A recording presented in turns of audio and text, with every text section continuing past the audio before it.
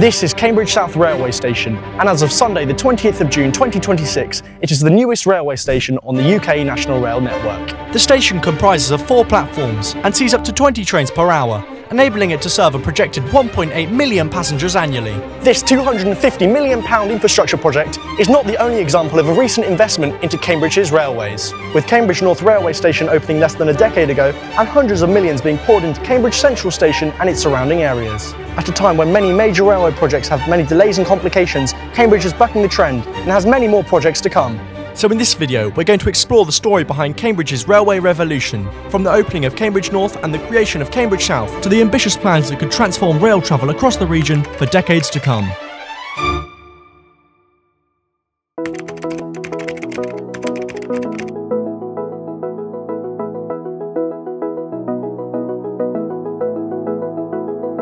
To understand why Cambridge has seen such significant amounts of investment into the railway, we first need to look into the historical problems that Cambridge's railways have faced. The city is a powerhouse for the UK economy, home to a world-renowned university, a thriving technology sector, and Europe's biggest biomedical campus. All of these sectors depend on being able to get to Cambridge efficiently, making the railway a vital part of the city's development. However, for decades the city's rail infrastructure had been lacking. Up until 2011, Cambridge only had 2 bidirectional platforms number 1 and 4. This meant that trains going from London and Stansted Airport to the north to places like Kings Lynn, Norwich and Birmingham could only go from these 2 platforms, leading to massive capacity constraints. Furthermore, only platform number 1 was capable of taking 12-car trains from Ely to London King's Cross, leading to these services being some of the busiest in the UK. Also, the area outside of Cambridge railway station was extremely industrial and uninviting, so the investment was essential to allow for growth in Cambridgeshire.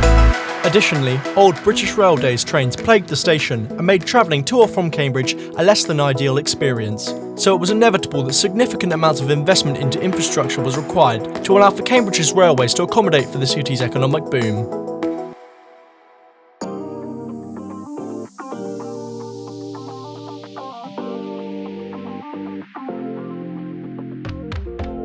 Now, we've established that for a long time Cambridgeshire needed a lot of investment into its railway network.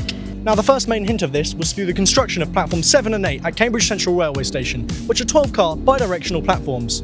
At this time, the re-signalling of the area meant that there were 3 new platforms that could take 12-car bidirectional trains, meaning there was a 300% increase of 12-car capable platforms. This meant that far more frequent and efficient 12-car trains could run into Cambridge, increasing capacity and overall meaning that more people are using the railways. This, along with Great Northern's new Electrostars, Greater Anglia's fleet replacement scheme, Thameslink trains being able to go through the Thameslink core, and also the new sidings in Cambridge, has allowed for more capacity overall at Cambridge Central Station.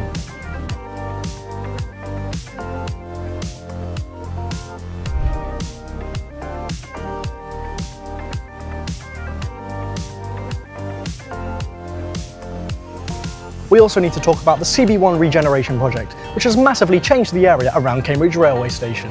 Over the past 15 years, the area outside the railway station has been completely transformed. Massive amounts of regeneration have taken place, which have led to far more growth in the area, and especially inside the railway station.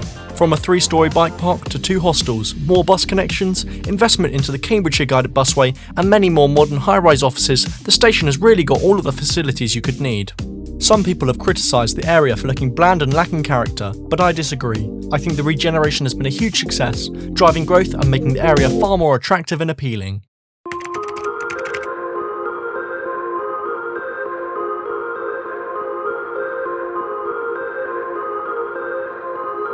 With the Science Park in the north of the city continuing to grow, new residential developments expanding rapidly, and little room to increase services at Cambridge Station, it became clear that a new station would be welcomed in the Cambridge area. Born was Cambridge North. Chesterton sidings lay just off the A14, abandoned and underused, and it was decided that this would be a prime area for regeneration and construction of a new station. In May of 2017, the station opened with 2 through platforms and 1 terminating platform. With the additional 3rd platform, they can turn these Greater Anglia trains around that go from London Liverpool Street to Cambridge North, which saves critical platform space at Cambridge Central. Like Cambridge Central and Cambridge South, implementation to direct connections to the Cambridge guided busway were made. In this section of the track, the busway runs to St Ives and Huntingdon, and it runs on the former Cambridge to St Ives line, which was shut in 1970. The station is just minutes away from the A14 and the A10, giving easy access to major roads out of the city. This, along with a 500 space car park, has prompted a lot of people to commute to the area. This, combined with people now using their new local station, has massively relieved pressure on Cambridge Central by reducing overcrowding and hence expanding capacity.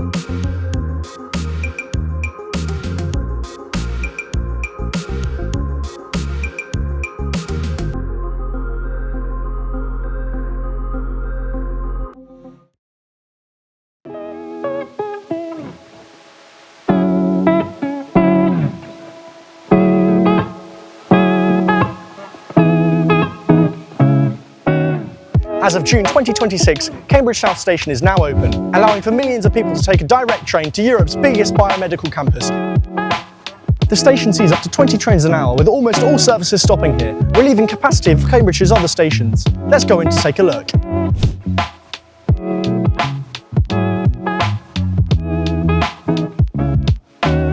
The idea of building a railway station to serve the area started taking momentum in 2010, and construction was finally initiated in 2021, after approval was given in 2019. Through this period of engineering works, 125 miles of track was, and still is, being re-signalled to improve efficiency and safety across the region.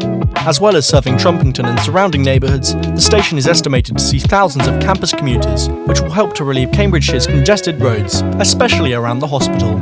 The busway being situated right next to the station is very ideal, as it allows for more connections to different types of public transport networks. Cambridge's busway network is very fast when the buses are on their designated tracks. However, when services have to navigate central Cambridge, they can often spend more time dodging cyclists and making their way to the busway than the 15 or so miles they spend on it. So now commuters from the biomedical campus to Western Cambridge can take one of the 5 trains an hour between Cambridge South and North, and then jump on a guided busway service which will rapidly take them out to the many housing developments situated along it, potentially saving them between 30 minutes to an hour each way on their daily commute.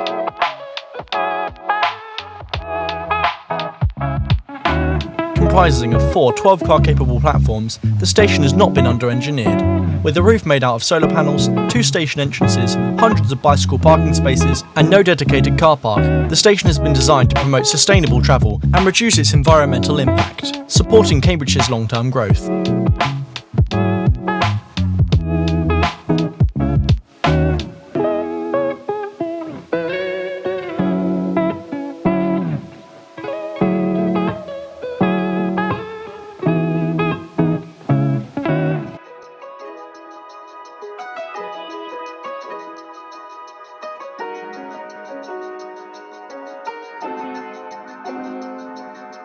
Up until the late 2010s, the Cambridgeshire region was littered with multiple units from the 1980s.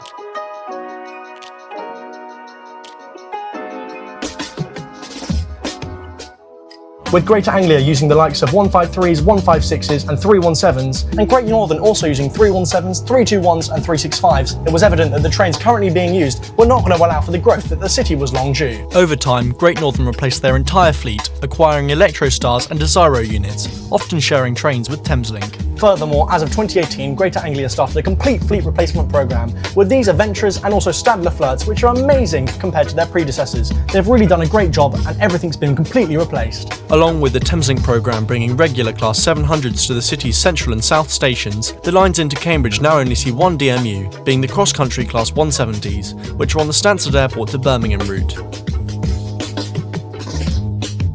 All of these major improvements in rolling stock have not just bettered passenger comfort, but they've also increased reliability, accessibility and efficiency, plus they've reduced operational costs. Combined with infrastructure improvements, these modern trains have helped create a regional railway network capable of supporting Cambridge's rapidly growing population and economy, ensuring that rail transport remains an attractive alternative to private car use for commuters and visitors alike. At this point, I thought I'd investigate infrastructure projects further afield from Cambridge, so I took a journey 30 miles south of the city. I've made it here to Ickleford. That's a train there behind me. Let's go and see what's going on here.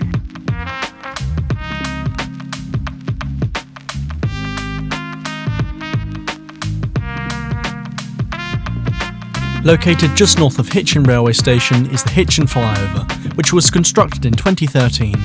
Historically, trains coming from London to Cambridge had to cross over 3 intercity lines to get to the Cambridge line, resulting in many services getting delayed. However, with the introduction of the new flyover, trains can now bypass this major junction on the East Coast Main Line, and fast trains can continue running fast.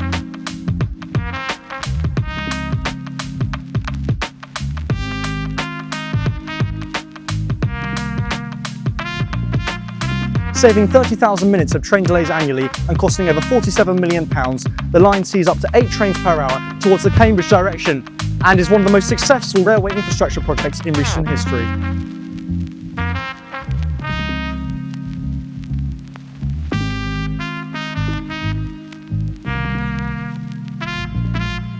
We jumped back into the car and travelled just down the line to another mammoth bridge, but this time it was an 170-year-old one. The Digswell Viaduct is a major bottleneck on the East Coast Main Line as it's only 2 tracks wide, meaning that trains going between Stevenage and Welwyn have to filter down into only 2 tracks. The majority of the East Coast Main Line is 4 tracks wide, and halving this at such a critical point so close to London means that slow and fast trains both have to share the same tracks, hence resulting in many services becoming delayed, including many of the trains from Cambridge to London via the East Coast Main Line. The mammoth 1850s built structure is Grade 2 listed, so re-engineering and expanding the bridge isn't an option. As of the year 2000, the neighbouring Welwyn North station is also Grade 2 listed. And behind it there is a 2-line tunnel which is also, you guessed it, Grade 2 listed. Welwyn North only has 2 platforms and is right next to the Digswell Viaduct. It is a major problem because up to 6 trains an hour stop here, which can lead to queues of fast trains waiting to get past some of the stopping ones.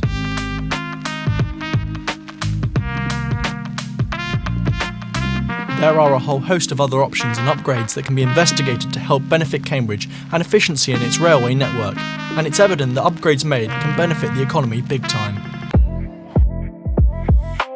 Although nearly £500 million has been spent on the railway in the past couple of decades, the region's transformation is far from over, with Cambridge being one of the fastest growing cities in the UK with an amazing biomedical campus and growing technology sector. It's key that the railways grow alongside it.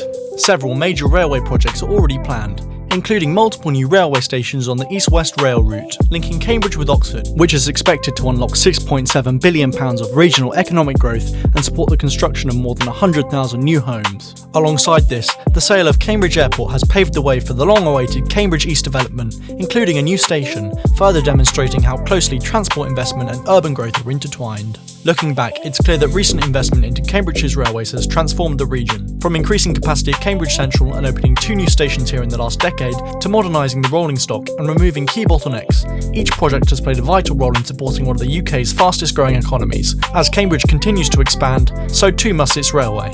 From only having 2 through platforms to now having 5.5 times that number, the capacity for rail travel in the area has expanded enormously, making the investment some of the best spent on railway infrastructure in recent history.